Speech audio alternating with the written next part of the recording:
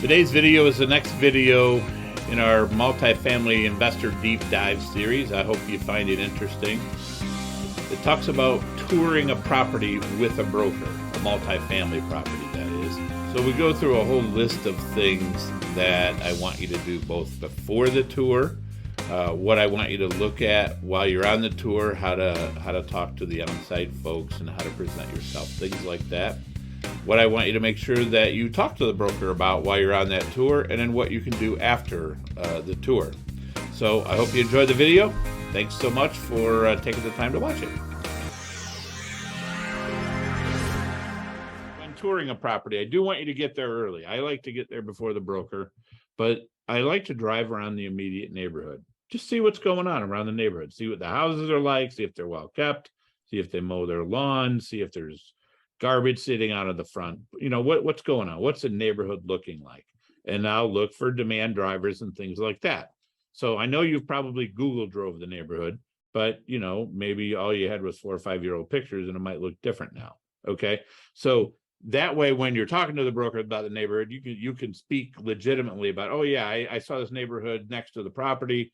You know, what's going on with that neighborhood, whatever, you know, what's going on the street. I saw this mall's all closed up. What's going on with that, right? Broker's going to probably know, but this way you're educated there, right? When you have that opportunity to talk to the broker about what's going on. I do want you to assess the neighborhood. So I call it common sense, but it's really hard for a lot of people to figure this out. If the houses in the neighborhood, you know, you look on Zillow and it says, you know, whatever they say, you just don't go with Zillow's estimates, please. Go with real sale prices, because Zillow's estimates are so crazy sometimes. Yep. But you know, use your common sense about what kind of cars are parked in the driveways of the houses in the neighborhood, right? So make that assessment and don't lie to yourself, right? If you see something that looks crazy, it probably is. Okay. don't talk yourself into thinking that it's a good neighborhood when it's not. Drive through the property, note the condition of cars, number of cars in the lot. Probably not one of these things will kill your deal. All you're trying to do is get a feel for what kind of quality the tenant base is, right? You just want to know that. Do you see a lot of cars up on jacks? Do you see a lot of cars with no license plates? Do you see flat tires? Do you see old cars, new cars? You know, do you see people hanging out, sitting on the hood of the car, drinking beers and Monday afternoon, you know, that kind of stuff. You're trying to get a feel for what's going on in the parking lot, because it matters. Now, I usually park near the leasing office. I'm just kind of weird about this next thing. Don't use the future tenant space. It tends to piss off the on-site people, because there's usually only 2 or 3 of them, and that's where their prospects park somewhere else, but near the tenant, you know, leasing office. I mean, if it really is a big deal to you, use the future tenant space, but I generally don't do it. It just shows that you actually understand that that's designed for prospective renters and not you. Number 5, look professional, business casual. I can't tell you how many times I tour a property and I see the guy coming before or after me, shorts, t-shirt. I don't know. I don't know. There's a lot of schools of thought. Some people say, who cares? I'm going to own the property. I can dress however I want. And I guess you can take that opinion. But what's happening when you're touring that property, assuming the on-site team knows, is they're assessing you just like you're assessing them.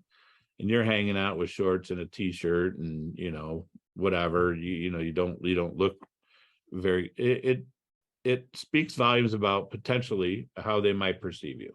It might not be an accurate perception, but it doesn't matter. It's still the perception, right? The brokers are oftentimes have suits on and things like that. Why? Because they have to. That's their job. But I don't want to be the bum.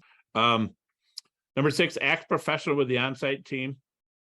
This is really important. You know, shake their hand. You know, I always compliment them. Wow, you're the manager here. Wow, you know, this, I tell you, I've drove in and this place looks nice. Looks like you've done a nice job here. Now, if the place is a complete pit, I would ask them, oh, you know, how long you been here? I even give them my card, because you never know. They might call you. You never know. Be as complimentary with them as you can. Because let's say you get the deal. And let's say that you make a good impression on that on-site team. And let's say you ask them, hey, do you want to stay with the property? And they looked at you and sized you up as, you know what, this guy seems like a decent guy. Guess what? They might want to stay, and you're not going to have to worry about staffing. If it's a decent property, they're doing a good job, right? Now, be mindful that residents that are standing, sitting, hanging out in the leasing office, the clubhouse, I guarantee you, they don't know about the sale. Unless there's been like 75 people through, then they've kind of gotten wind of it, right?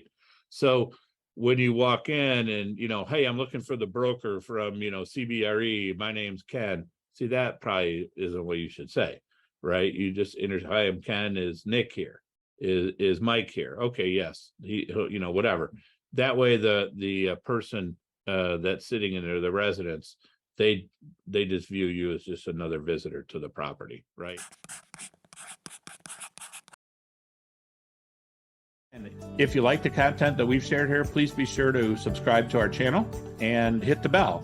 So thank you again, and have a wonderful day.